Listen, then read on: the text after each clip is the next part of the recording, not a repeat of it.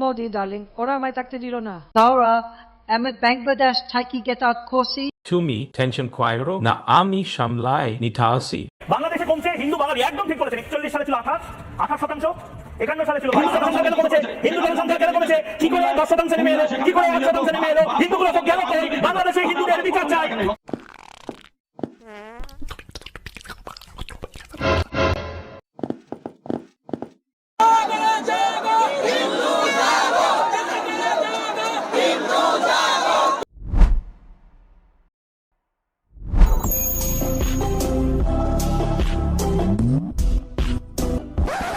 We সালা, আজকে তো সালা শনিবার, আজকে তো সালা এগুলো ঝামেলায় যাওয়া যাবে না, তা না হলে তো ঘোর অমঙ্গল হবে।